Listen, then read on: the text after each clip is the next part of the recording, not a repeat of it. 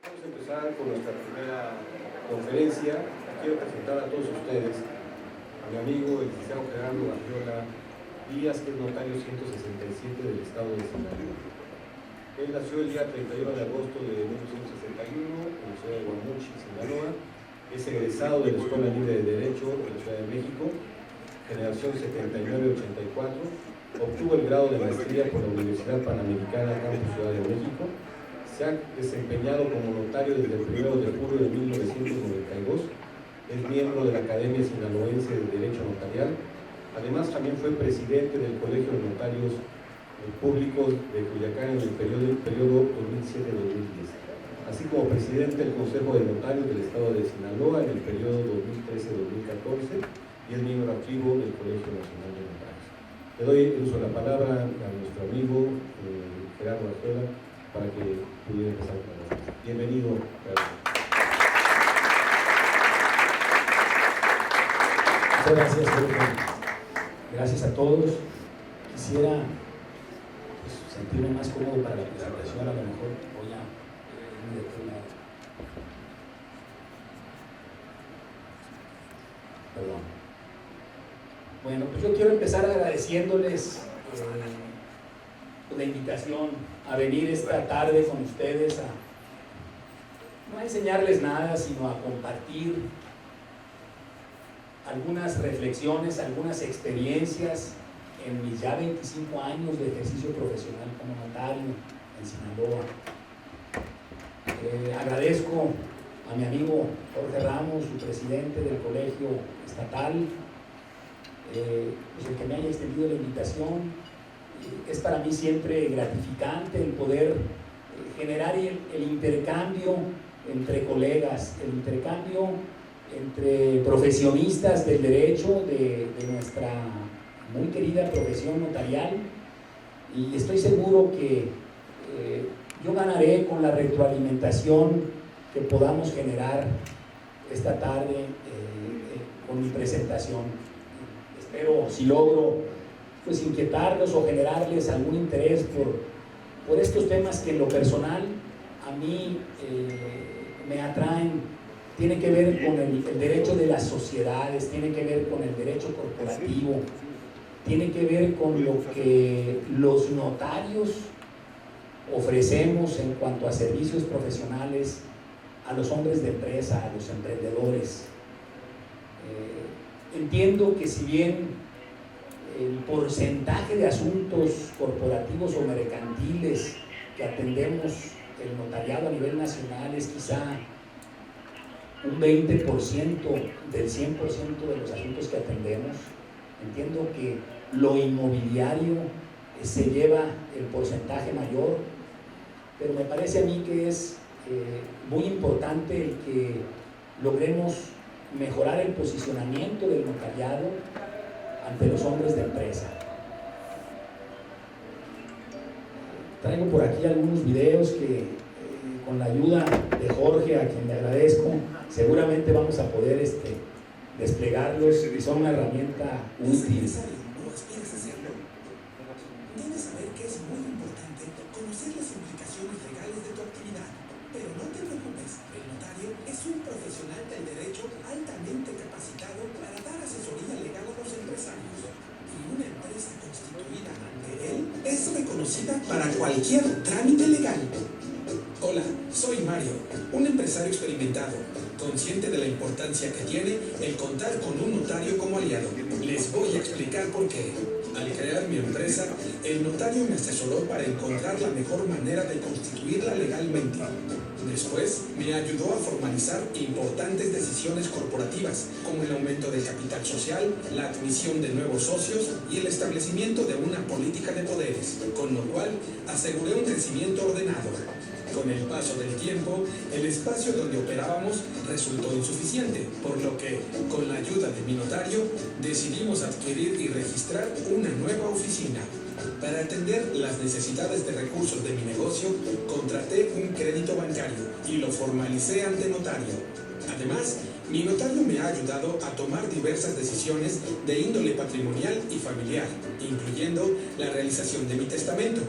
Por esto y mucho más, Notario 167, tu mejor aliado. Licenciado Gerardo Gagiola Díaz. www.notario167.com. Bueno, pues suena comercial, la verdad, disculpen, pero a mí me parece que bien nos convendría impulsar una campaña de posicionamiento del gremio ante el mundo de los empresarios, ante el mundo de la empresa.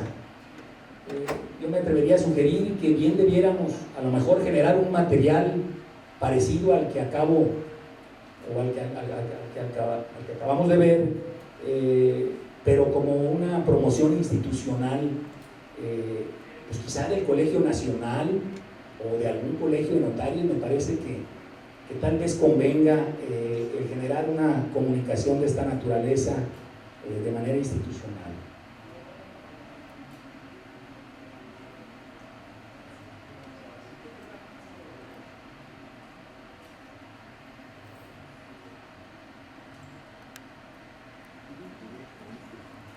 Bueno, y como las máquinas no tienen palabra de honor, yo traigo mi acordeón impreso para continuar, para que no nos detengamos.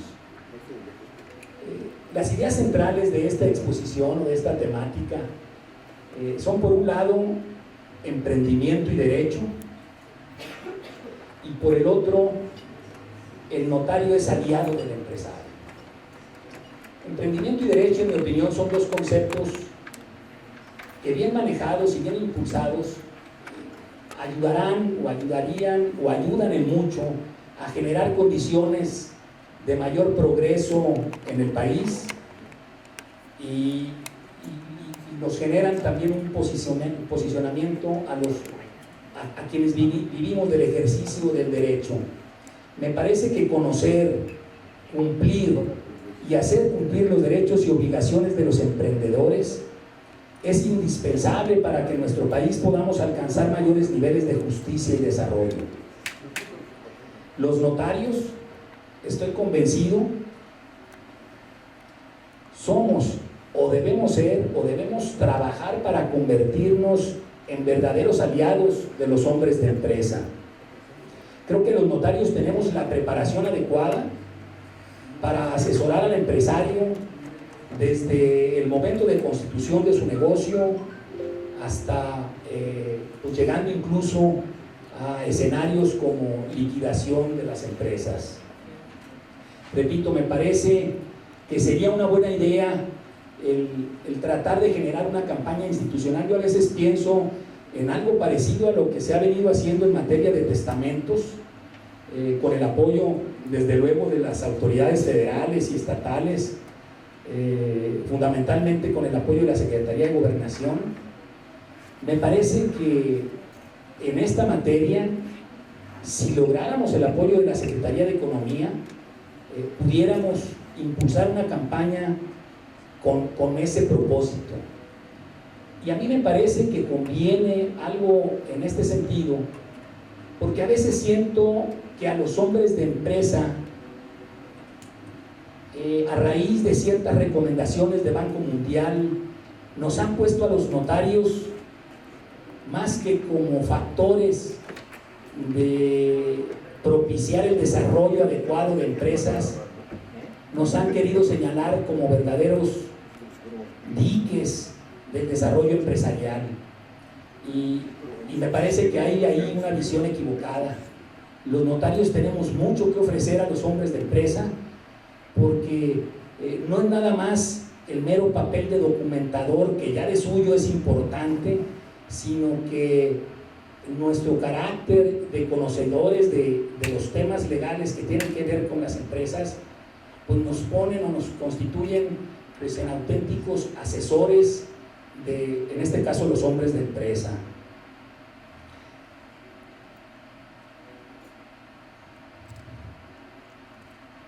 ¿Cuáles son los aspectos en los que de manera típica ayudamos los notarios o intervenimos los notarios en el mundo de la empresa? Pues el primero de todos, y quizá el que con más frecuencia nos vemos involucrados, es en el escenario de la constitución de sociedades. Luego toda la temática que tiene que ver con la representación, tanto la orgánica como la representación voluntaria a través del otorgamiento de poderes, nosotros intervenimos de una manera muy especial. Protocolización de actas es otro campo típico en el que auxiliamos. Contratos varios, bueno, sobre todo los contratos traslativo de dominios de inmuebles, algunos contratos de crédito donde se otorgan garantías reales, los aspectos sucesorios.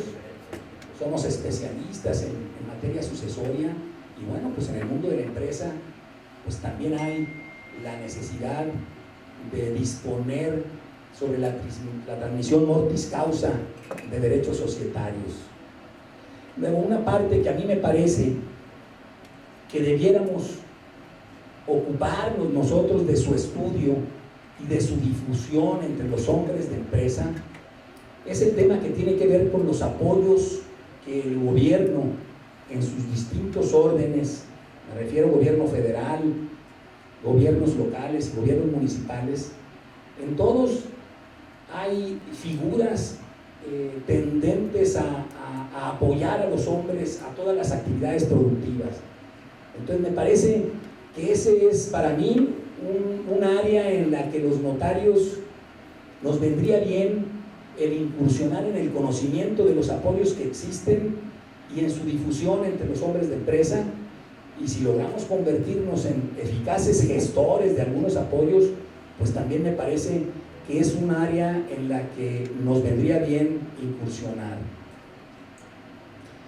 En el tema de constitución de sociedades, pues todos sabemos las ventajas de constituir una sociedad, que es sobre todo el poder crear una persona jurídica diferente a la de los socios, con un patrimonio diferente, sujeto a diferentes o con independencia. Las responsabilidades del negocio se viven de manera separada de las obligaciones y responsabilidades que en lo personal cada uno de los socios tiene. ¿Cuáles son los tipos de sociedades? ¿Cuál es el proceso de constitución? Y quiero pues no abundar en cuestiones que seguramente todos aquí conocemos, pero sí me gustaría hacer el planteamiento de algunos casos especiales que en el desarrollo de mi actividad como notario a mí me han resultado de especial interés y que los compartiré con ustedes. Pues los grandes tipos de sociedades tenemos, todos sabemos, mercantiles, la sociedad civil, la sociedad de producción rural. Desde luego hay muchas otras sociedades especiales, pero yo quiero hacer énfasis a las que tienen un mayor uso entre nosotros, incluso entre las mercantiles. La verdad, excluyo yo las referencias a la sociedad de nombre colectivo y a la sociedad en comandita. Yo tengo 25 años ejerciendo como notario y no he tenido en este tiempo la oportunidad de constituir estos tipos societarios. Realmente han caído en desuso. ¿Cuáles son pues, las más atendidas o escogidas o elegidas por los hombres de empresa mexicanos? Pues fundamentalmente la sociedad anónima, la sociedad de responsabilidad limitada, la nueva sociedad por acciones simplificada, que está por verse realmente si es una figura que vaya a cobrar arraigo. Se maneja como una de los atractivos de esta, pues que puede constituirse sin intervención de fedatario. Pues ya de entrada es una manera de golpear al notariado, de excluir al notariado, de poner al notariado como un factor no de propiciar el escenario de los negocios, sino pues como una institución a la que tal vez convenga sacarle la vuelta. La sociedad cooperativa, sobre todo en algunas actividades en Sinaloa, es un tipo societario que se utiliza mucho en actividades pesqueras. La actividad de la pesca es una figura que se usa con mucha frecuencia. Y bueno, luego las sociedades que existen al amparo de toda la legislación bursátil, que son la Sociedad Promotora de Inversión, la famosa SAPI, hay Sociedad Promotora de Inversión Bursátil y la Sociedad Anónima Bursátil, que también, en honor a la verdad, este tipo de sociedades pues ocurren, existen en ciudades con una economía más compleja. Yo también les puedo decir, en Sinaloa, los 25 años que tengo ejerciendo como notario, pues me tocó 2 empresas sinaloenses, pues tienen esas características, pero pues también son una especie de rara avis, por lo menos en ciudades del interior de la República, como es la ciudad en la que yo ejerzo. A ver si pudiéramos.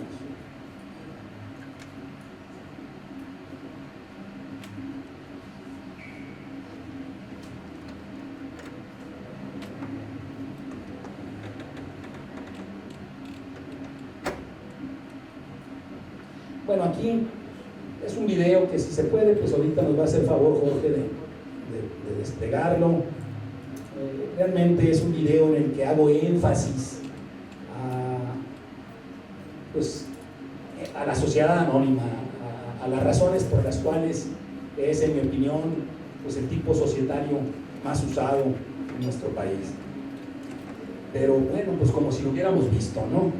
Ya sabemos que las principales ventajas de la sociedad anónima es su sistema de responsabilidad, y yo creo que por ese sistema de responsabilidad limitada de la anónima es por el que resulta un atractivo, y es por el que las sociedades en desuso, como el nombre colectivo y la comandita, pues han dejado de tener atractivo para los hombres de empresa. Porque en la anónima la responsabilidad de los socios, todos sabemos, se limita a efectuar las aportaciones que suscriban.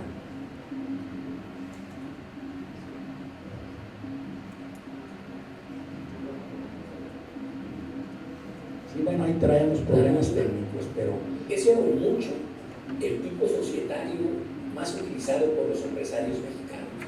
Su naturaleza corresponde a la de una sociedad de capitales. No caben en ella socios industriales. Las principales ventajas que se obtienen con esta sociedad son, por un lado, la diferenciación de patrimonios entre la sociedad y los accionistas. Por el otro, la limitación de responsabilidad a cargo de los accionistas. Estos solo responden por las aportaciones que se comprometen a efectuar a la sociedad. Conforme a reformas recientes a la Ley General de Sociedades Mercantiles, todas las publicaciones que deben efectuarse por ley, tales como publicación de convocatorias o avisos de variaciones de capital, se efectuarán a través de un sistema electrónico que maneja la Secretaría de Economía, abatiendo con esto los costos relativos a la publicación que antes se hacía en periódicos impresos. Además, ahora pueden consignarse en estatutos diversos pactos entre los accionistas que le dan mayor flexibilidad al manejo de la sociedad. Uno de esos pactos puede ser establecer causales de exclusión de socios o accionistas. Acude con tu notario. muy bien, bueno, pues es recordar algo que ya todos sabemos. Como decía por ahí un colega nuestro sinaloense de Los Mochis, todos ya lo sabemos, pero conviene recordar. Entonces, ahí está el recordatorio. Ahora, en el proceso de constitución, estamos hablando del proceso de constitución de una sociedad. Hay requisitos previos, requisitos a la firma o que tienen que ver con el contenido de la escritura, y requisitos posteriores.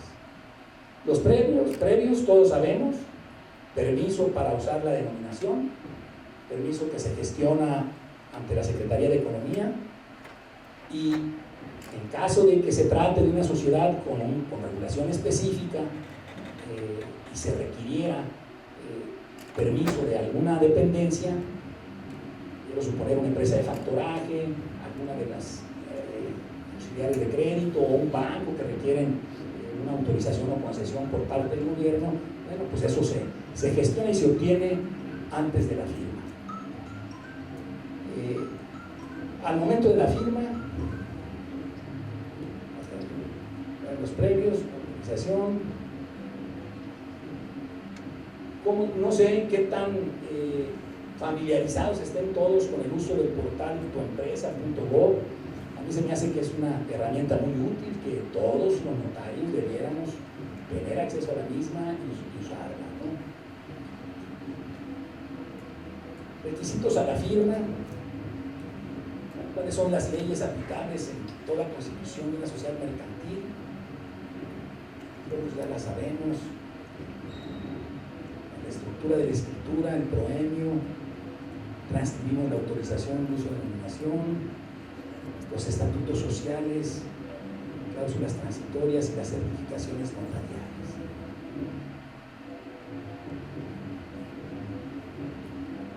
Importancia del objeto social. Quiero hacer una reflexión a propósito del permiso de relaciones exteriores, del permiso que antes otorgaba relaciones exteriores, que tiene que ver con el uso de la denominación. ¿Qué pasa si constituyéramos una sociedad sin contar con ese permiso, sin contar con la autorización? Realmente sería una escritura afectada del vicio de nulidad.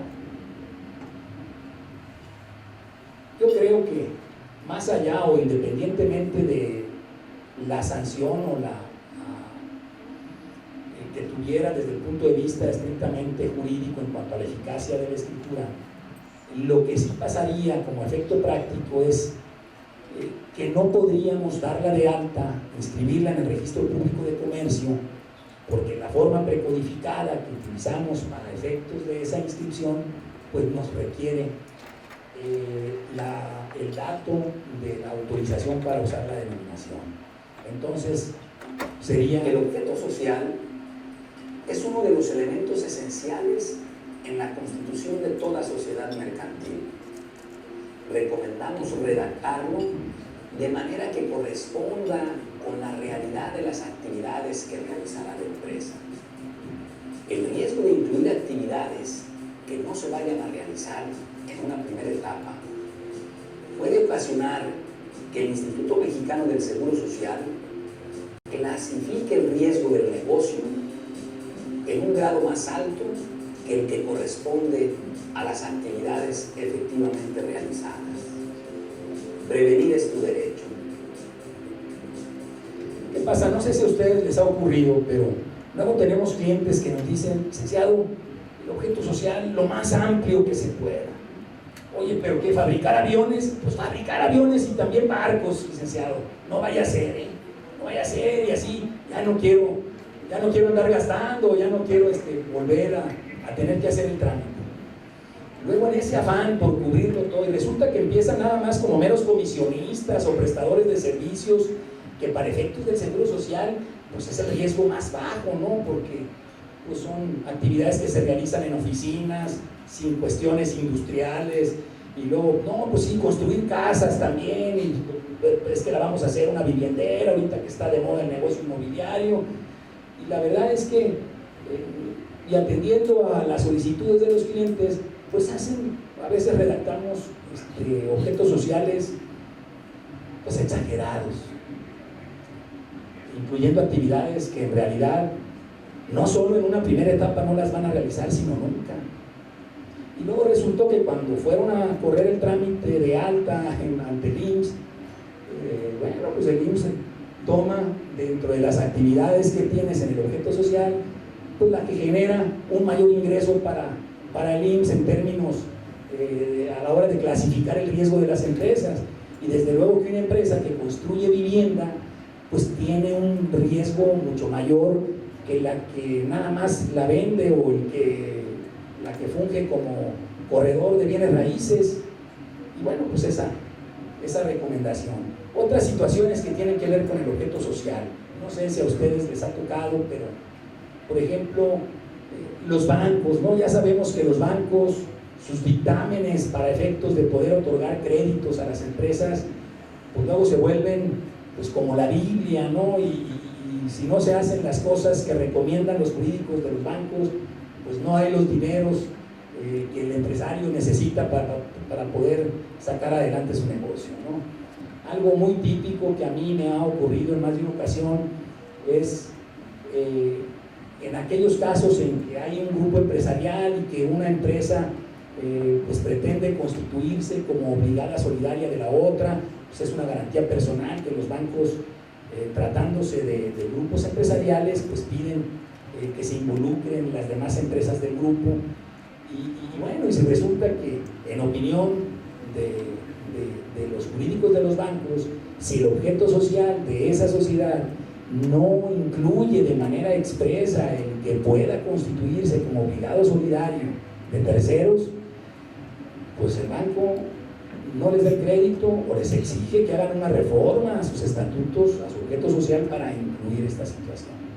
Entonces, la verdad, ¿qué hacemos nosotros? Pues siempre que constituimos una sociedad, además de incluir el tema de que pueda garantizar como aval obligaciones de otros, bueno, pues incluimos de manera expresa la expresión de poder actuar como obligado solidario.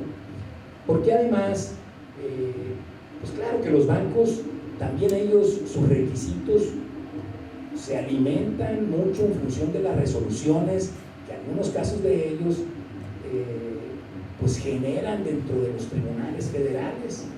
Y en realidad, en relación con este tema, hay una tesis jurisprudencial que distingue de una manera muy clara la figura del aval de la del obligado solidario, y por la cual se concluye que son figuras diferentes, y es de donde se basan los bancos para decir que si no tienen el objeto social debidamente especificado que puede actuar como obligado solidario, pues no les aceptan ese tipo de garantías si no reforman el estatuto.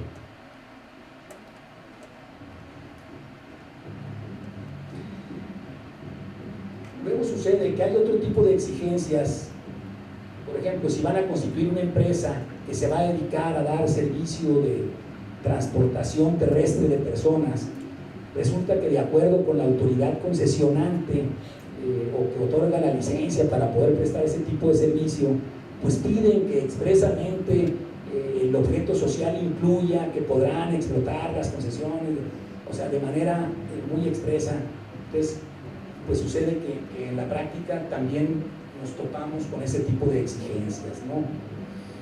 Hay otras dependencias como el CONACYT, por ejemplo, que a la hora de otorgar apoyos a empresas que pretenden calificar como desarrolladores de avances tecnológicos, creo que el CONACYT, para empezar, no le da a ninguna empresa que no sea asociada anónima, y no recuerdo exactamente qué, pero también exige que en el objeto social se incluya algo que tiene que ver con el desarrollo e implementación de cuestiones de investigación y desarrollo de nuevas tecnologías, ¿eh? Requisitos posteriores. Bueno, antes de los requisitos posteriores, y a propósito de las nuevas disposiciones en materia mercantil que posibilitaron el incluir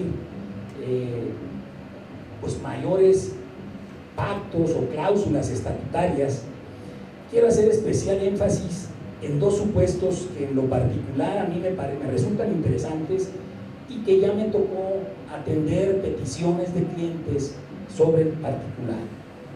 Uno de los temas es el establecer en estatutos causales de exclusión de los socios. Realmente hasta antes de esta reforma, pues como que ese era un tema propio de la sociedad del nombre colectivo, que por ley un socio de una sociedad de nombre colectivo no puede competir por ley. En el caso de las sociedades anónimas, hasta antes de las reformas, ese tipo de compromisos entre los socios pues tenían que suscribirse a través de convenios entre accionistas, independiente o por fuera de estatutos. Ahora está previsto. Yo ya he trabajado con algunos textos que dentro de los estatutos se establecen las causas de exclusión de socios. Una de ellas es por ejemplo, que el accionista no haya asistido por sí o por conducto representante a las asambleas de accionistas de la sociedad en un periodo de 3 años, o cuando por virtud del historial crediticio de un accionista la sociedad tenga problema o se le encarezca el acceso a los créditos o tenga problema para acceder, el famoso buró de crédito que revisa pues no solo la trayectoria de la empresa, sino pues se mete a revisar la trayectoria de los propios accionistas, y en ocasiones hay instituciones bancarias que si algún accionista está pues mal referenciado en el buró, pues puede que no le otorguen financiamiento a esa empresa. Entonces, a mí me han pedido ya algunos empresarios que han constituido empresas conmigo, pues que señalemos, que se incluya ese supuesto como una causal de exclusión.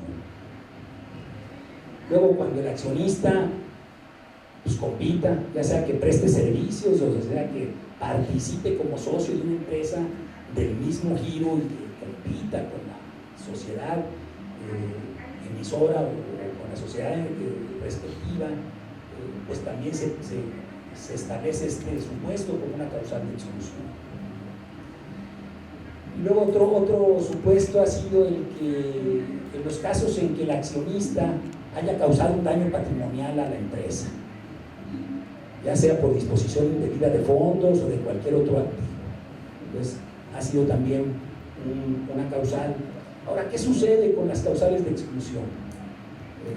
Nosotros ponemos en estatutos que cuando se presente cualquiera de estas causales, la Asamblea General Extraordinaria de Accionistas podrá, oyendo previamente al accionista en cuestión, podrá tomar la decisión. O sea, es una decisión que queda para la Asamblea Extraordinaria de Accionistas, y desde luego no podemos lesionar el derecho económico pues, del accionista excluido.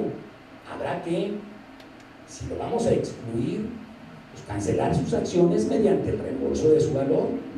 Entonces, pues ponemos en estatutos que es competencia de Asamblea Extraordinaria el tomar esa resolución. Entonces, ese es uno de los casos de cláusulas especiales en estatutos que a mí me han parecido interesantes. El otro caso tiene que ver con el aspecto sucesorio, o sea, con el fallecimiento de un accionista. Ya sabemos, en la sociedad de nombre colectivo, pues hasta puede disolverse totalmente la sociedad si muere uno de los socios. O si el estatuto dice que continúe con los herederos, bueno, pero debe expresamente establecer el estatuto que continúe. En la SA, la verdad es que la regla general es que se integran los herederos como nuevos accionistas. Es más, eso es lo que suena más lógico, y lo otro pareciera que nos cuesta trabajo aceptarlo, pero en mi opinión, si en el estatuto social se establece que ante el fallecimiento de uno de los accionistas, la sociedad, a través de su asamblea ordinaria o extraordinaria de accionistas, según las acciones estén en parte variable o parte fija, podrá acordar la cancelación de esas acciones mediante el reembolso a los herederos, me parece que es algo que hoy en día podemos incluir en estatutos. Ya he tenido también peticiones en ese sentido. Y yo sugeriría que pudiéramos complementar o reforzar lo que dicen los estatutos en los testamentos de cada uno de los socios. Que quede clara la voluntad de ese accionista que, por lo que respecta a las acciones de su propiedad emitidas por tales o cuales sociedades, al fallecer él, que él está de acuerdo en que se liquide el valor de las mismas a sus herederos, o señalar legatarios a favor de quienes puedan otorgarse ese reembolso. Ahora, otra forma de hacerlo, y que me parece también, porque luego resulta que entregar, o sea, reembolsar el valor de acciones, pues puede que la caja de la sociedad no dé para eso y que no sea una decisión, la mejor decisión en ese momento para la empresa. Entonces, pudiera manejarse un escenario de dejar que la Asamblea Extraordinaria de Accionistas tome la decisión en un sentido o en otro. O sea, de integrar como nuevos accionistas a los herederos o de pagarles el valor de las acciones del difunto y de cancelarlas y reducir el capital social.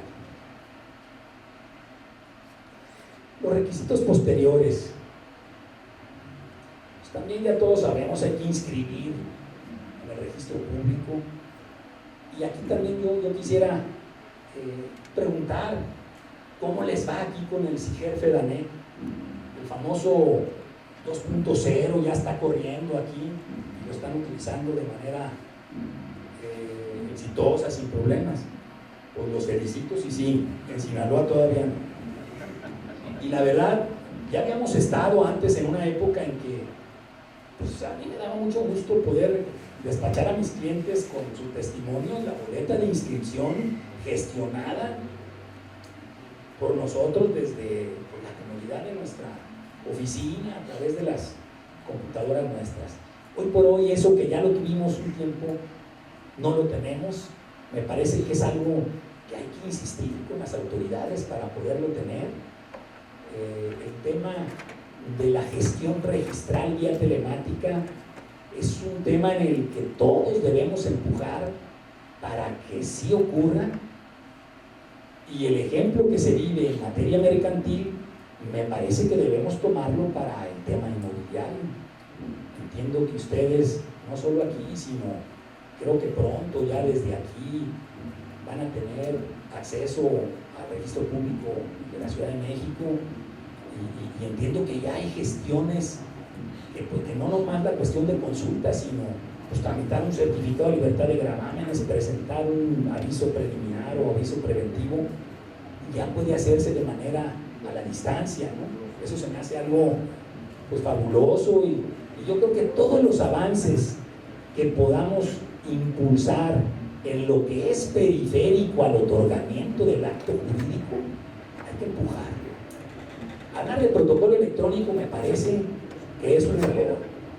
Me parece que el otorgamiento de los actos jurídicos, esos deben seguir siendo presenciales y de manera autógrafa en protocolos base papel.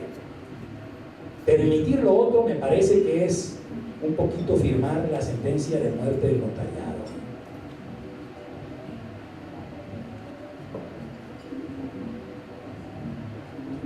Avisos al SAT. Pues a veces ocurre que no nos acreditan estar dados de alta algunos de los socios, estamos obligados a dar aviso al SAT. O si no la dimos de alta nosotros en la empresa, que también hay que tratar de siempre hacerlo, también es un trámite que se hace también a la distancia, vía electrónica, pero si no lo hacemos nosotros y si no nos acreditan que ellos lo hicieron en un término de 30 días, pues nosotros tenemos que dar aviso. Y a la Secretaría de Economía pues le avisamos que usamos la denominación, y en los casos que procede que hay inversión extranjera, hay un aviso ahí de omisión, de inscripción en el Registro Nacional de Inversión Extranjera. Y desde luego los avisos a la UIF, que en el caso de constitutivas, todas son actividad vulnerable, o sea, en todas tenemos que identificar a los comparecientes de acuerdo con lo que dispone la ley coloquialmente llamada ley antilavado y su reglamento, pero solo debemos dar aviso en aquellos casos en que se rebasa el umbral, que entiendo son alrededor de 8,000 salarios, no sé si es una cantidad aproximada a los 300,000 pesos.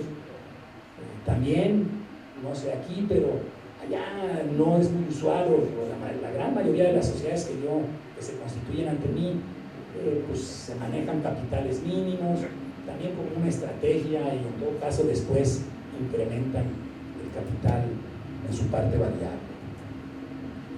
A propósito de la constitución de sociedades, me parece que un caso especial es, por ejemplo, no sé si les ha tocado una constitución por escisión, o sea, es un acto corporativo, o sea, el acto constitutivo de la sociedad es la asamblea extraordinaria de accionistas de la sociedad que decide escindirse, de la sociedad escindente, y surge una o varias nuevas sociedades.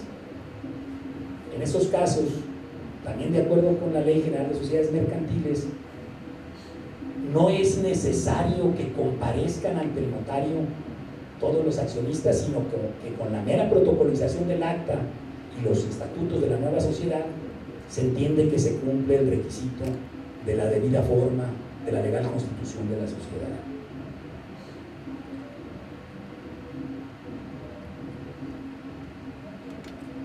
Otros casos especiales a la hora de constituir una sociedad.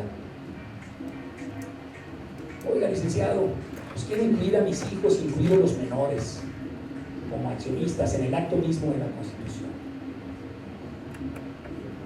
Yo personalmente soy de la opinión de que un menor de edad puede ser accionista de una sociedad en el momento de la Constitución.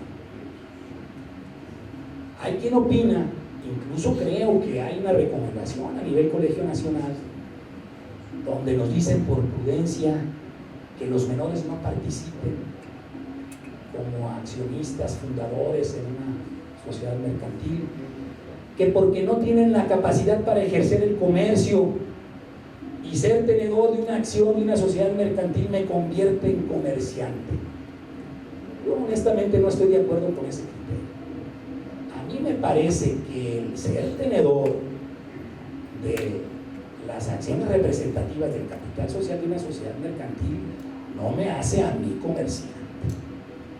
La comerciante es la sociedad, la que ejerce el comercio en la sociedad.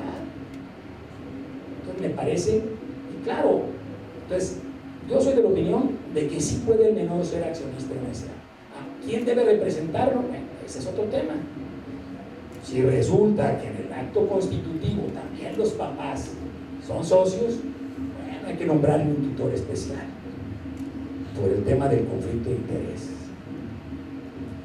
Si resulta que ninguno de los papás forma parte de la sociedad como socio, pues ellos son los que lo representarán en el momento de constituir la sociedad.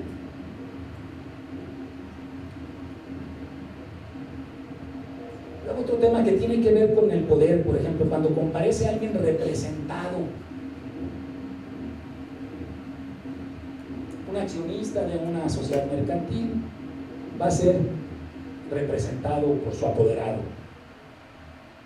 Basta el poder general para actos de administración para representar a alguien, a un accionista. Y yo aquí distinguiría, si estamos hablando de que se representa a una persona moral en cuyo objeto social se establece que la sociedad tendrá como objeto participar en el capital y patrimonio de otras sociedades, tanto en el momento de su constitución como en el momento posterior, pues sobra y basta con un poder general para actos de administración para representar a esa sociedad. Si estamos hablando de que el representado es una persona física, me parece que un poder general para actos de administración no es suficiente, que habrá que tener un poder especial para constituir y detallar ahí las actividades específicas. Hay unos poderes pues, muy bien redactados, muy completos, que hablan suscribir acciones y nombrar y hasta que son a detalle, pero yo daría por bueno un poder especial y que dijera que incluya todos los actos inherentes a la constitución de la sociedad, tratándose del representado persona física. No es suficiente un poder, en mi opinión. ¿Por qué? Porque sí, se suscriben acciones y eso pues es más un acto de suscripción de títulos de crédito que un mero acto de administración. Las acciones son títulos valor, las acciones tienen las características propias de un título de crédito, porque se asume la obligación del pago de la aportación que se obliga, en fin. Me parece que en ese caso no sería suficiente un poder general para actos de administración. Ahora, hay otra pregunta a propósito de la representación para comparecer en la constitución de una SA. ¿Se puede formalizar a través de gestor oficioso? Yo he visto constitutivas donde se formalizan, uno de los socios no están presentes, no otorgaron poder para ser representados y el notario les da entrada como gestor oficioso y relaciona pues el nombre del dueño del negocio que es por el que actúan. Todos sabemos que la gestión está sujeta a la ratificación del dueño del negocio. Y quizá, dependiendo de las circunstancias, si resulta que urge el poder tener el testimonio para efectos de iniciar un trámite y no va a haber la asunción de mayores compromisos, pues quizá pueda funcionar el tema del gestor oficioso. En honor a la verdad, yo cuando alguien, o sea, procuro, no es una práctica que yo recomiende y que haga, pero no suena, en mi opinión, a disparate, nomás sujeto a la ratificación.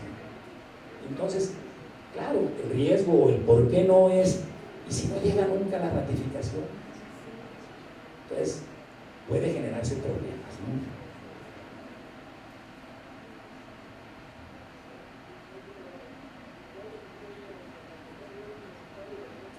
Otro caso, me tocó, no sé si están familiarizados con cuando se suscriben acciones con prima. Esto es, que al accionista que la suscribe o a la persona que la suscribe, pues se le cobra una sobrecuota por entrar a la sociedad. Es un término pues muy de contadores, pero quienes pues de alguna manera participamos o estamos familiarizados con el tema de los aumentos de capital y la de suscripción de capital, bueno, pues no es algo tan raro el que en ocasiones las acciones se suscriban a un valor más alto que su valor nominal y se le pida a la persona que la suscribe pues una prima, que es una especie de cuota adicional por entrar a la sociedad. Pero aquí la pregunta es, ¿se puede cobrar una prima al momento de constitución de la sociedad? O sea, se puede que, imaginémonos una sociedad de 4 accionistas y todos al 25%, pero a 3 les cueste 10,000 pesos entrar con el 25% y a un cuarto, por razones que expliquen los demás, de que lo invitaron, de que como que es alguien a quien le participan de un negocio, de ciertos conocimientos u oportunidades que ellos han generado, pues a él le va a costar 100,000 pesos. O sea, va a poner 10,000 a su capital social y 90,000 por concepto de prima en suscripción de acciones. La verdad, estamos, en mi opinión, en un terreno donde la autonomía de la voluntad es suprema ley. Yo creo que eso pudiera ser factible. Bueno, todo lo que tiene que ver con la representación legal, y este es un tema importante, es un tema que nos distingue de los corredores, sobre todo lo que tiene que ver con representación voluntaria. Tratándose de sociedades mercantiles, pues el artículo 10 de la Ley General de Sociedades Mercantiles siempre lo tenemos que tener como Biblia para el caso de que protocolicemos actas de asambleas o de sesiones de consejo donde se otorguen poderes. Hay casos especiales, a ver si corre esto.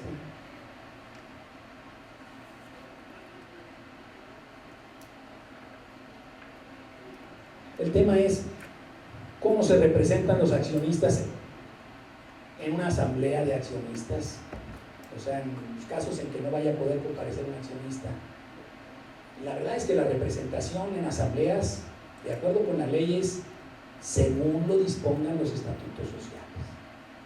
Que mediante simple carta poder ante 2 testigos o ratificada ante notario o en escritura pública el poder, o sea, la verdad, lo que digan los estatutos sociales es lo que va a prevalecer. La verdad, yo acostumbro en poner siempre que esa representación se puede otorgar mediante carta poder ratificada ante notario. ¿Qué les pasamos a eso?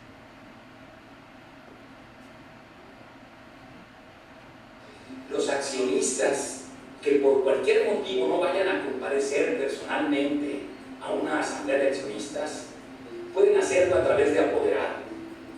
El poder para estos efectos debe otorgarse dispongan los estatutos sociales.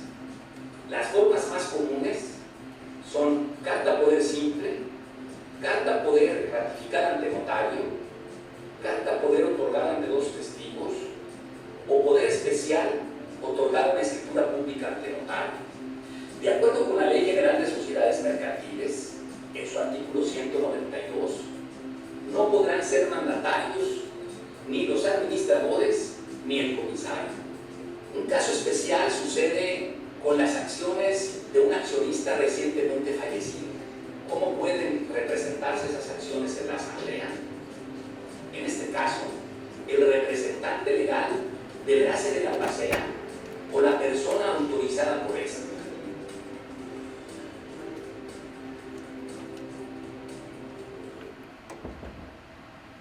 Y en otro caso, en materia de representación, son los poderes acomisarios. Por ahí hemos compartido en algunos otros eventos una jurisprudencia de la Corte en contradicción de tesis, donde se establece claramente que los poderes otorgados a comisarios son ineficaces por una cuestión de incompatibilidad en las funciones. El comisario es vigilante de los administradores. Él no puede efectuar o no debe efectuar actividades de representación que se entiende pues, como acto de administración de la empresa. Entonces, a mí me ha ocurrido, por ejemplo, en un caso de una sociedad constituida por dos personas, y como la figura del comisario es obligatoria en la SA, no así en la sociedad de responsabilidad limitada, bueno, pues si a quién van a nombrar el comisario, no, pues, y puede ser uno de los accionistas, pero luego en esas sociedades donde van al 50%, pues el tema de los poderes, ¿no? El querer, que sobre todo los actos de dominio o el contratar préstamos, pues puede estar mancomunado. A mí me tocó, desconociendo esta situación, ejecutar poderes al comisario, que era otro accionista. Y bueno, ahora me queda claro que esos poderes hay que evitarlos, y si algunos se han otorgado, pues hay que revocarlos.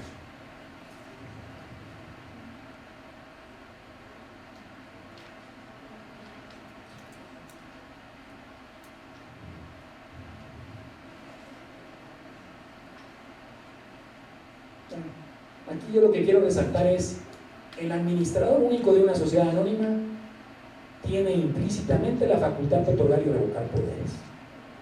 Con que nos acredite que está su nombramiento como administrador único, aun y cuando en las cláusulas estatutarias no dijera, salvo que tuviera una prohibición, ¿no? Si el estatuto dijera no podrá otorgar poderes, esos se reservan a la asamblea de accionarios, bueno, pues no. Pero si el estatuto es omiso, por ley, el artículo 149 de la Ley General de Sociedades Mercantiles le confiere al administrador esa facultad. Esto seguramente ya no nos pasa, pero que en el pasado por lo menos a mí, en más de alguna ocasión me sucedió. Y es un tema cuando dictaminan también los bancos los poderes otorgados por empresas o por personas físicas que acuden ante ellos a solicitar créditos, pues esto que es un mero requisito formal, hay una tesis jurisprudencial que claramente establece que es más, pues no va al protocolo, este texto lo ponemos en el testimonio como una figura de publicidad, de dar a conocer a quien contrate con el apoderado, pues el alcance de los poderes que le fueron otorgados. Pero lo cierto es, como nuestros códigos civiles, en el artículo, el correlativo 2554 del Código Civil Federal, pues casi todos. Yo creo sobre este tema que debiéramos, porque claro que hace ruido, claro que desde mi punto de vista yo sugeriría el hacer un esfuerzo por suprimir ese requisito del Código Civil, ¿no? Digo, y mientras eso no ocurra, pues estar bien atentos de que siempre que haya el otorgamiento de poderes, pues hay que cuidar de que esté la transcripción respectiva. Luego el otro gran tema, el otro gran campo de acción de los notarios en el mundo de la empresa, la protocolización de sus actas, ¿no? De sus actas de asambleas de accionistas y de sus actas de sesiones de consejo de administración. Ya sabemos que no todas existe la obligación legal de protocolizarlas. Ya sabemos que de acuerdo con la ley solo las que correspondan a asambleas extraordinarias y aquellas que por cualquier motivo no hayan podido asentarse en el libro respectivo. Yo siempre digo que una buena práctica es protocolizar todas.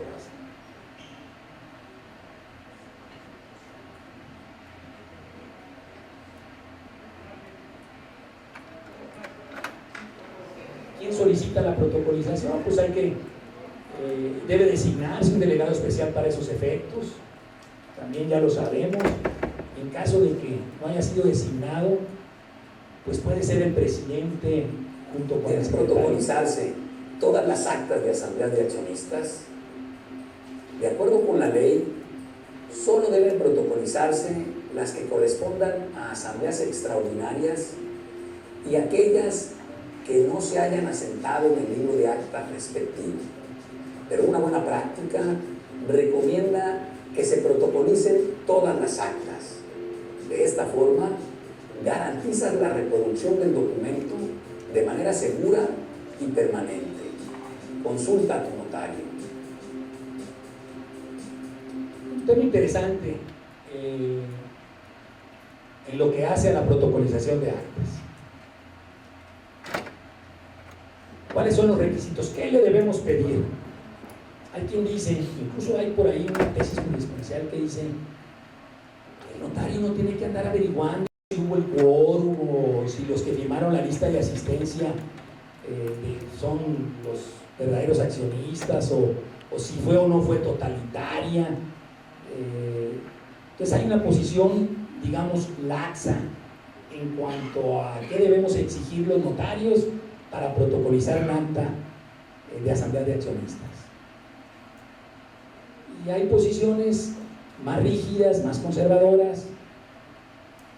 De hecho, no sé en el caso de la ley del notariado de ustedes aquí, pero en el Distrito Federal le dan un tratamiento diferenciado cuando se trate de protocolizar actas que contengan el otorgamiento de poderes. Como diciendo, ahí sí, dice expresamente la ley del notariado del Distrito Federal, que se cumplan los mismos requisitos como si se tratara de una escritura. Claro, el poder pues es un acto jurídico y la verdad es que le damos la formalización pues, de una mera protocolización que para efectos de la actuación notarial, técnicamente hablando, pues es un acta de protocolización, no es una escritura. Pero pues hay ahí una naturaleza ambivalente, porque sí, ciertamente es una escritura, pero contiene un acto jurídico. Y yo no sé, pero a los que son así medianos, no tan jóvenes, o sea, que tienen mi edad, recordaremos cuál fue la razón de ser de esa segunda parte del artículo 10 de la Ley General de Sociedades Mercantiles. Y a mí no se me olvida porque fue pregunta que me hicieron en mi examen de conocimientos para el ejercicio de la función notarial. Por allá en 1991 acababa de entrar en vigor esa disposición o esa modificación al artículo 10, donde se reconoció que las meras protocolizaciones eran suficientes y no se incumplía con el requisito de que el poder se otorgue ante notario público, porque ya había a nivel corte prácticamente jurisprudencia definida en el sentido de que las meras protocolizaciones, o sea, si no estuvo un notario presente en la asamblea y se llevó como protocolizamos a través de la pura firma del delegado, pues ya había en la corte resoluciones en el sentido de que esas no funcionaban, que los poderes otorgados de esa manera no eran válidos. Entonces se llevó, ese es el origen de la segunda parte del artículo 10 de la Ley General de Sociedades Mercantiles. ¿Por qué? Porque había el riesgo de que muchos de los poderes que existían a lo largo y ancho de la República, pues adolescieran de esa situación, y entonces pues ahora queda claro que es suficiente la mera protocolización. Pero volvemos al tema. Me llegan con un acta de asamblea de accionistas de la empresa La Paquita S.A., la pura acta firmada por presidente y secretario. ¿Les debo pedir la lista de asistencia? ¿Les debo pedir la convocatoria? Si la asamblea no fue totalitaria, yo pido convocatoria y pido lista de asistencia. Me parece que eso es una buena práctica, una práctica prudente.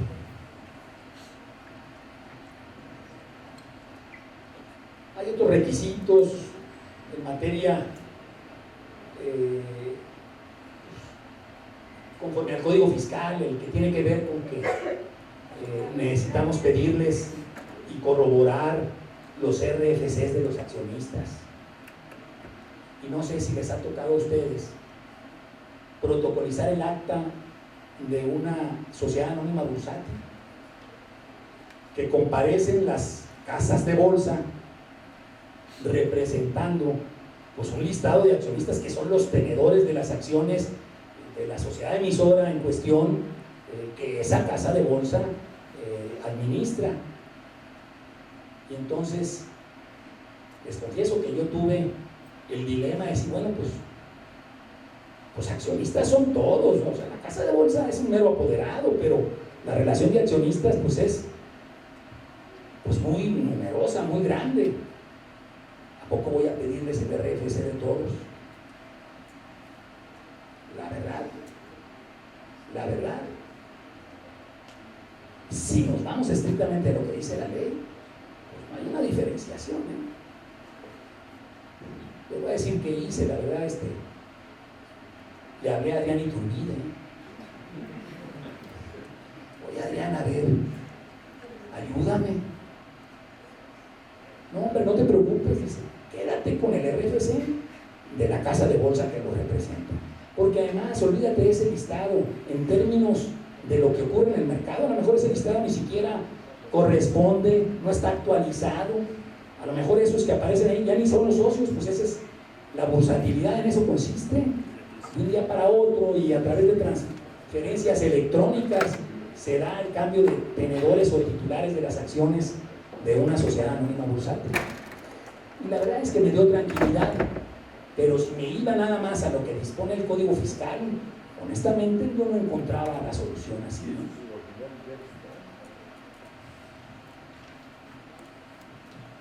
Claro, la verdad es que no son casos muy comunes, ¿eh?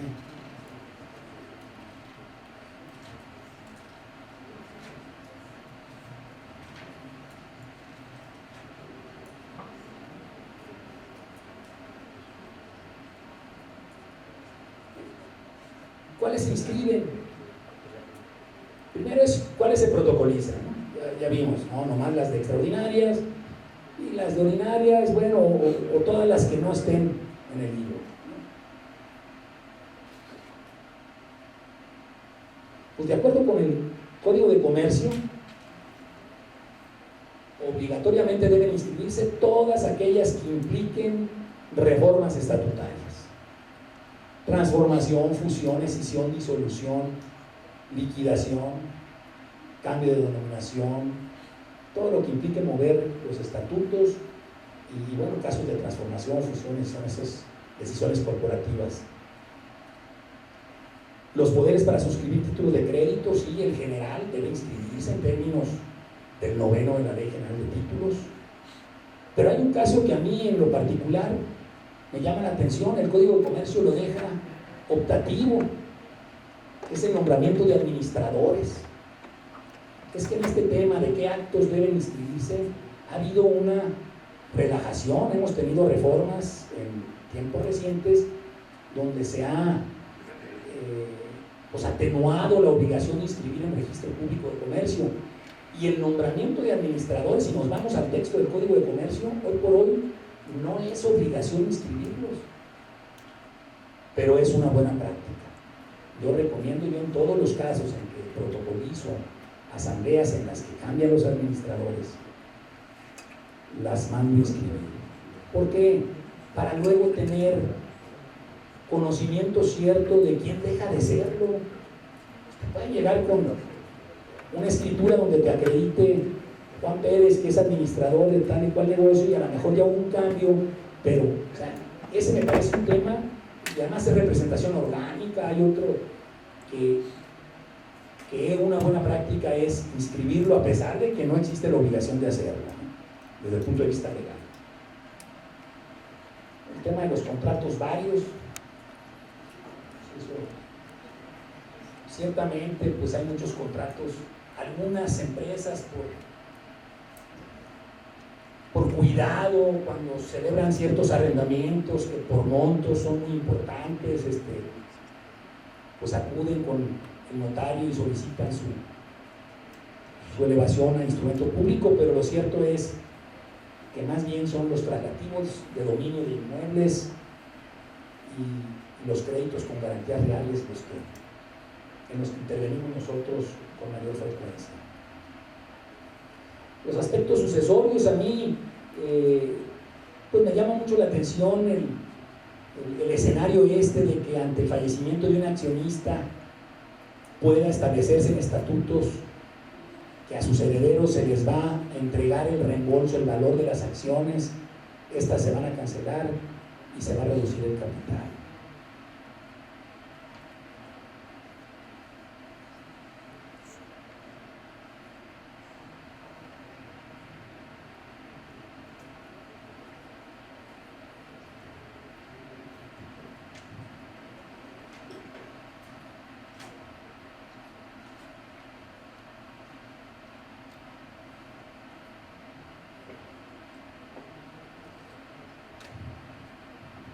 Los accionistas que por cualquier motivo no vayan a comparecer personalmente a una asamblea de accionistas pueden hacerlo a través de apoderado. El poder para estos efectos debe otorgarse. Nada más quiero cerrar haciendo mención, haciendo alusión a las adquisiciones de propiedad inmobiliaria por actos corporativos. Estos temas me parecen de mucho interés porque confluye el aspecto mercantil corporativo con el aspecto inmobiliario regulado por los códigos civiles y la necesidad de inscribir en registro público de la propiedad por un lado y la obligatoriedad de inscribir en registro público de comercio por el otro. ¿Cuáles son estos casos? Cuando se aporta un inmueble al capital social de un SA. Esto puede ser en el momento mismo de su constitución o puede ser en el momento posterior. Y a propósito de aportaciones de inmuebles al capital social de sociedades, conviene tener presente que en términos de la ley agraria está prevista la aportación que puede hacerse al capital social de sociedades mercantiles de tierras de uso común del ejido. En Sinaloa tenemos un caso, en la zona centro del estado hay un desarrollo turístico que tiene su origen en una sociedad entre desarrolladores particulares y un ejido. Y entonces constituyeron una sociedad y el ejido aportó una buena cantidad de tierra, pues tierra de playa, con orilla, que eran tierras de uso común, lo aportó al capital social de la sociedad mercantil que constituyeron. Este tipo de aportación, también en términos de ley agraria, requiere ser aprobada por la asamblea dura del ejido. Requiere, así como en tratándose de tierras parceladas que se pretende adoptar el dominio pleno de las mismas, se requiere el acuerdo de la asamblea ejidal aprobando esa adopción del dominio pleno. También en el caso de la aportación de tierras de uso común a una sociedad mercantil, se requiere la previa aprobación por parte de la asamblea ejidal. adquisición por escisión. Ya sabemos todos que la escisión pues, es una división o partición del balance de una empresa en dos partes o en tres, en cuatro. La verdad es que surgen tantas nuevas sociedades como partes de ese balance, y me refiero a activo, pasivo y capital, se desmembre, ¿no? Y si algunas de las sociedades escindidas resultan dueñas de inmuebles que fueron del escindente, bueno, es un supuesto también de adquisición inmobiliaria por acto corporativo. También en el caso de la fusión, puede darse que la fusionada, que es absorbida por la fusionante, haya tenido dentro de su patrimonio inmuebles. Bueno, hay una transmisión de propiedad de la fusionada a la fusionante. Y en todos estos casos, la recomendación es, por un lado, formalizar un instrumento notarial para efectos mercantiles, que sería la protocolización de la asamblea de accionistas respectiva, y ese testimonio llevarlo a inscribir a SIGER, o sea, a Registro Público de Comercio. Y luego la recomendación es tirar un instrumento público por cada uno de los inmuebles, o por los inmuebles que estén ubicados en una determinada plaza, de tal manera que se facilite y que no tengamos, porque a veces ocurre, porque también puede darse el caso que con la mera protocolización relacionemos todo, incluso le demos efectos también a la protocolización inmobiliaria, en el caso de la decisión y la fusión. Pero entonces nos vamos a ver en la tesitura de que ese mismo testimonio tiene que ir primero al Registro Público de Comercio y luego a tantos registros públicos de la propiedad como lugares de ubicación de los inmuebles que son transmitidos. Se puede. La primera que yo hice, la hice así, la verdad, es complicado. Si hubiera nomás un inmueble, puede ser algo razonable en un instrumento incluir todo. Pero si hay varios inmuebles en distintas ciudades, olvídense. Un instrumento público para la protocolización del acta, y ese se va al Registro Público de Comercio, y un instrumento público para cada uno de los inmuebles. Y la verdad es que eso pues da también un mejor manejo para efectos prácticos operativos, ¿no?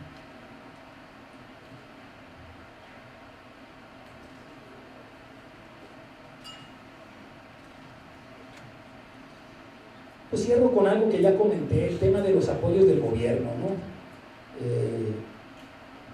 Hay estímulos fiscales previstos en la ley del impuesto sobre la renta.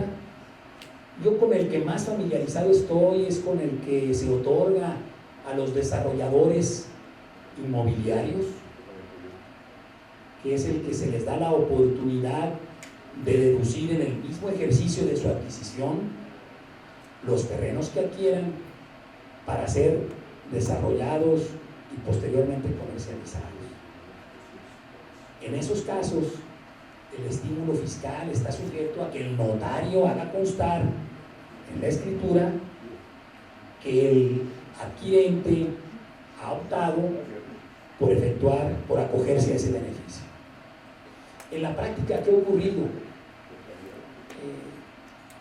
Que a la hora de celebrar la adquisición, ni la empresa adquirente ni el notario formalizante tenían presente la conveniencia del estímulo y bueno, se fue la escritura sin él, y a los meses vuelve la empresa y porque resulta que está el auditor trabajando con ellos y les dice, oye, pues aquí, ¿cómo? Pues si no, la escritura no incluye, y entonces llegan con nosotros a toro pasado, oye, notario, pues fíjate que no le pusimos, o no le pusiste, se te olvidó, notario.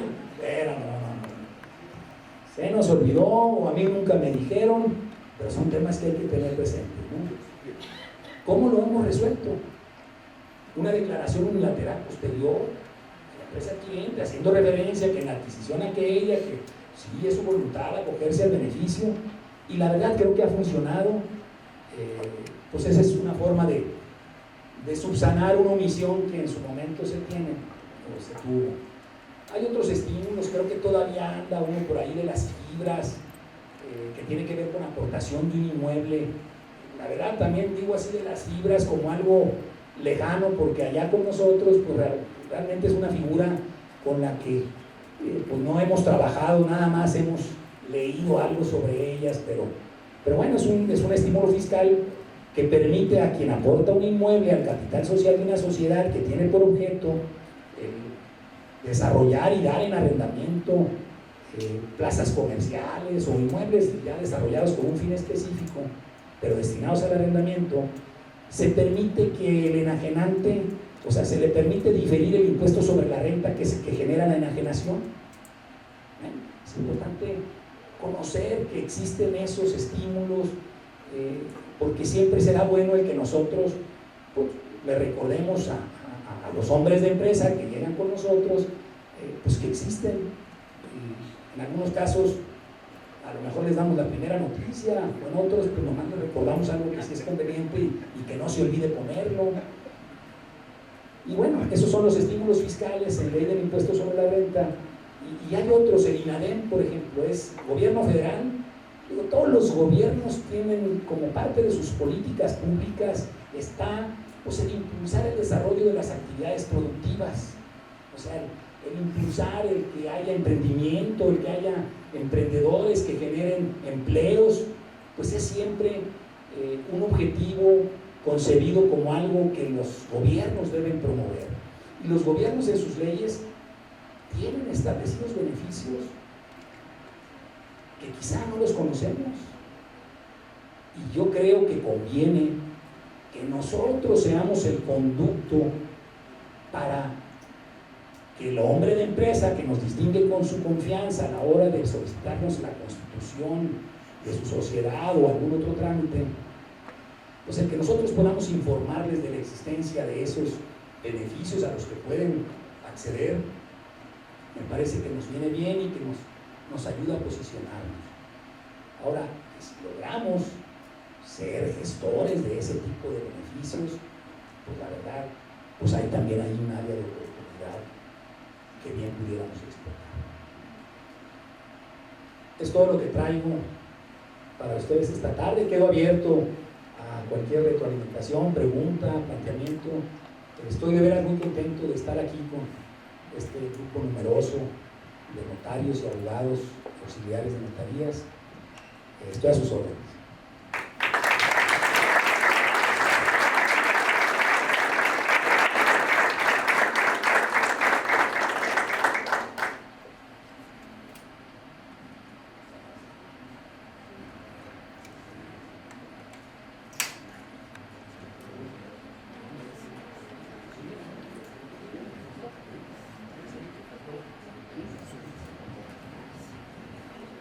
Gracias. Pues ante todo una felicitación y agradecerte que compartas tu conocimiento con nosotros.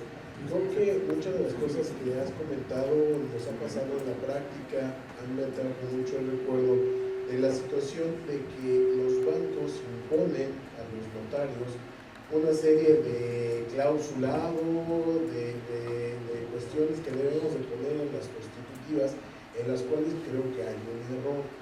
Una cosa es el objeto social de la empresa, que es a lo que se va a dedicar, que es la venta de productos químicos, y otra muy diferente que en el objeto le pongas que seas un obligado solidario, o en algunos casos que pongan que aperturar y suscribir cuentas bancarias. Yo no voy a dedicar a abrir cuentas en el banco, yo me dedico a vender productos. Esto es muy importante porque efectivamente me acaba de llegar el caso de una empresa que me vino a solicitar reforma de objeto social porque tenía que incluir en el objeto social el que es obligado para la ley. Yo le expliqué la situación de la confusión de lo que es el objeto con la capacidad. O sea, la empresa con base en su objeto pues, tiene la capacidad de realizar diferentes actividades. También creo que es importante que como notario le demos nuestro lugar ante las propias instituciones en el sentido de señalarle el error. Yo se lo hice ver así al funcionario bancario la opción que me permitió para no salir tan raspado, puesto que yo sabía que una cosa es el objeto y otra cosa es la capacidad, es poner en el capítulo de objeto: la empresa dedica a la venta de productos químicos y que con base en este objeto, para el cumplimiento del mismo, podrá realizar, y ella compra, venta, administración, compra de materia prima. Eso técnicamente. Y ahí ya técnicamente me la saqué un poquito para no caer también en el abuso de que querían forzosamente que fuera objeto social. Pero digo, el objeto social es pero para el cumplimiento te pongo un listado de todas las actividades de capacidad que tú quieras. No, muy bien, yo estoy de acuerdo. Pero digo, habrá que acercarnos a banco para hacerle saber la diferencia de uno u otro, porque también ellos a veces no lo conocen. ¿Quieres saber tu opinión?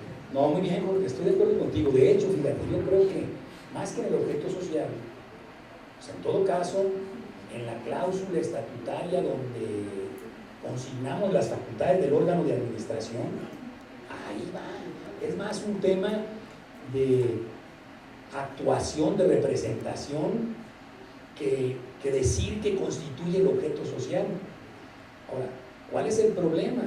No, pues que tenemos que ya un colegiado fue el que dijo el tema del objeto social, y bueno, pues también es entendible que ante la eventualidad de parte de ellos de no pago y perder un juicio, te dicen: a ver, licenciado, ayúdanos, ni modo, te doy toda la razón, tú tienes todo el apoyo mío doctrinariamente hablando, pero fíjate que aquí, en este banco, si queremos una actuación de esta naturaleza, hoy por hoy la política es esta. Entonces, también es cierto que caemos en la dictadura de los dueños del dinero, o sea, y a veces eso, híjole, pues resulta ser más convincente, ¿no?, que cualquier argumento bien fundamentado, ¿no? Porque luego hasta el mismo cliente te dice: licenciado, está bien, ya, así como quiere el banco, ¿no? ¿Por qué? Porque el cliente está que le urge, que le otorguen el crédito, y entonces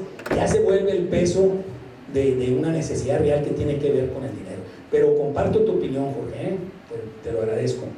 Adelante.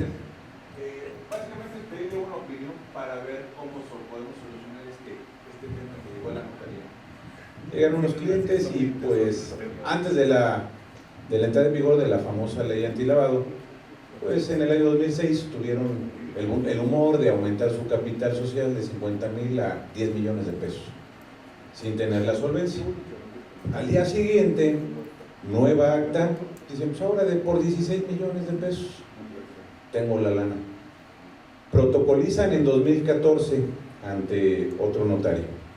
Llegan y de repente dicen: oye, y ahora me están pidiendo la dictaminación del SAT.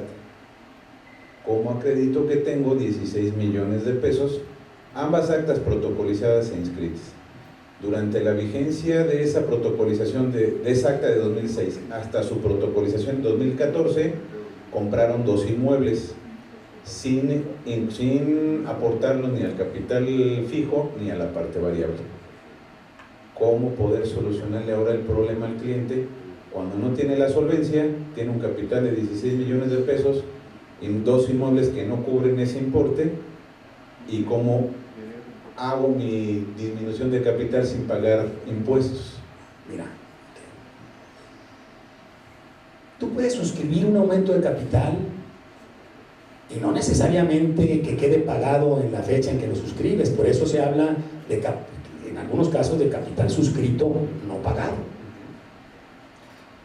Entonces tú puedes decir que aumentas el capital social en los primeros 10 millones y que te das el plazo de 1 año para pagarlo, y que lo pagarán, o sea, lo suscriben todos los accionistas en proporción a su participación, y mismo que pagarán en efectivo en los próximos 12 meses. Tú no puedes acordar un segundo aumento si las acciones del primer aumento no están pagadas. Así fue. Bueno, entonces, ese acuerdo, dice la ley, no recuerdo el artículo, no podrán emitirse nuevas acciones si las emitidas con anterioridad no han sido pagadas, ¿no? Entonces, ese segundo aumento puede que esté viciado de nulidad, o sea, no es válido. Entonces, Regrésate al primero. Ahora, ¿qué pasa? Fíjate. La ley prevé los instrumentos para cerciorarnos de todo esto. ¿Tu nombre cuál es? Arturo. Mira, Arturo. Tú sabes que, bueno, tú vas a consignar el aumento de capital en tu libro de actas de asambleas, y si es en el fijo, pues extraordinaria, en fin, y lo protocolizas y todo. Y puedes decir, bueno, queda suscrito y pendiente de pago para tal fecha. Hay un libro de variaciones de capital donde se dicen cuántas acciones se emitieron, cuáles quedaron pagadas, cuáles pendientes de pago, y en su caso cuando se paguen, pues ahí se anota. Oye, no, pues que no tengo esos registros, no los has pagado. Entonces, y aparte, mira, si no lo has pagado, tú puedes reducir el capital por liberación de exhibiciones de cantidades no exhibidas. O sea, no significa que reembolses. Ahora, el problema que pudo haber sucedido es que a la hora de protocolizar dijeron como que estaba pagado cuando no. Un poquito pues para dar el efecto de no, pues estos están robustecidos financieramente, ¿no? Así fue. Bueno, entonces, ese es un problema, fíjate, de simulación, de que no corresponde, y no creo que tengan registros contables donde le hayan dado entrada al capital. Entonces, bueno, es una decisión que no corresponde con sus registros contables. Entonces, ese capital que la escritura dice que quedó pagado, en los hechos no está pagado, en la realidad no está pagado. Y así la cruzazulearon en su acta que protocolizaron en aquella época.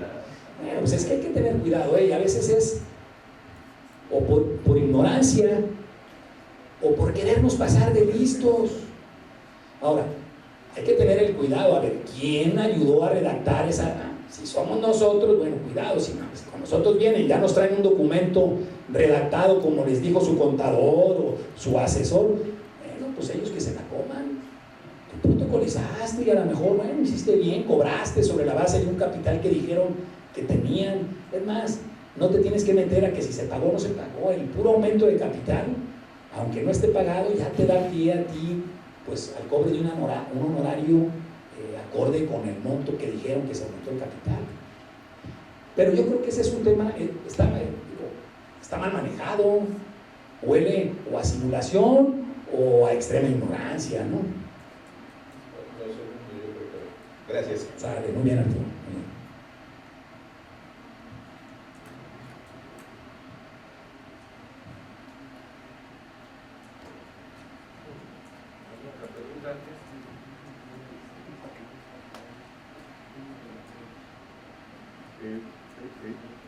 Presidente. Muchas gracias. No, hombre, a ustedes por el favor de su atención, ¿no?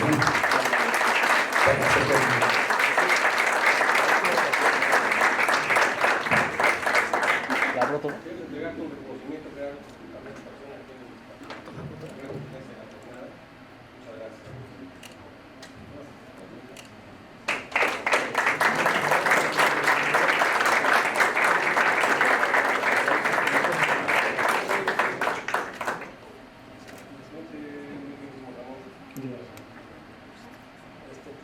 Para justificar ahí en mi casa, Existe un aumento de capital.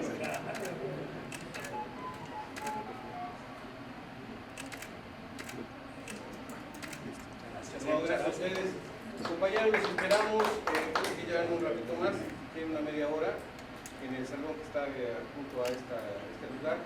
Vamos a tener un convivio, va a haber un karaoke para que se vayan preparando, vayan caminando. Martín Echeverri ya fue el primero en fila, y de eso ojalá podamos divertirnos un poco. Y mañana recomendarles, por favor, que estemos aproximadamente a las 10:15. El arribo del gobernador llega probablemente a las 10:30. Va a ser allá abajo, en el salón. Ya están preparando el evento. Tenemos la confirmación de casi 110 notarios aproximadamente, y más los empleados de notarios. Estamos hablando de 150 personas. Tenemos que tener un buen acto. Vamos a asistir a los compañeros. Algunos vienen solamente al evento del gobernador. Yo creo que tenemos que darle un trato cariñoso, cercano al gobernador, que tanto nos ayuda. Ojalá y pueda mañana, nos están pidiendo esta información, porque tenemos que salir algunas iniciativas que ya hemos mandado a la Cámara.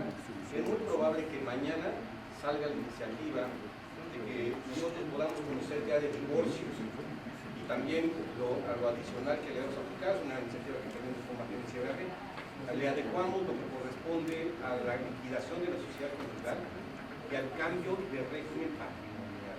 Entonces ya está en la Cámara. También les insistí mucho en el asunto de nuestra ley del notariado, particularmente para liquidar el fondo de garantía. Somos el único Estado que tenemos dos formas de garantizar nuestro desempeño. Yo creo que la fianza está clara, hasta cierto monto. El fondo de garantía yo creo que quita muchos apetitos, yo creo que ya es importante liquidarlo. Estoy insistiendo mucho que no sea causa de revocación el asunto del certificado de libertad de gravamen.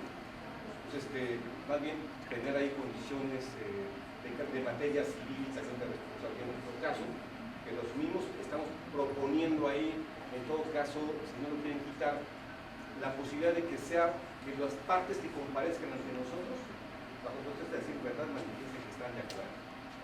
Entonces, buscando unas alternativas que tenemos ahí, y estoy pidiendo también, estoy pidiendo que ojalá y puedan regresar al Colegio de Notarios el curso de aspirante para que sea requisito para poder ingresar al gremio de notarios. Ojalá se puedan dar. Estoy también pidiendo lo que me han venido escuchando en muchas ocasiones, es una modificación, una reforma al Código Penal, particularmente por lo que respecta a la falsificación de documentos notariales como delito grave. Y también estoy considerando como delito grave el asunto de la falsificación del sello de autorizar del notario y el uso indebido del mismo. Y esto va dedicado, perdón, a que son empleados de las notarias, va dedicados a la falta de confianza que a veces hemos tenido de los empleados que trabajan con nosotros. A eso va dedicado. Y finalmente estoy proponiendo también algunas medidas que, bueno, hasta donde nos alcance en el Estado, porque tienen también que ver con una situación de carácter nacional, porque corresponde a la suplantación de identidad. Ya es un problema grave que se está presentando en todo el país, porque ahora es muy fácil ir a un cajero automático y sacar un acta de nacimiento, ir a sacar un cable con CableNet o con cualquier recibo de teléfono y sacas tu identificación. Han pasado algunos compañeros que han sido sujetos ya con documentos, expedientes dictaminados por los bancos, resulta que son hay que superar los servicios. Entonces, nosotros queremos meter algunos detalles que sean ya por ley, fotografía, la huella fotográfica, entre otras cosas más, que pudieran contener la posibilidad de que pudiéramos ser de avanzada en el país.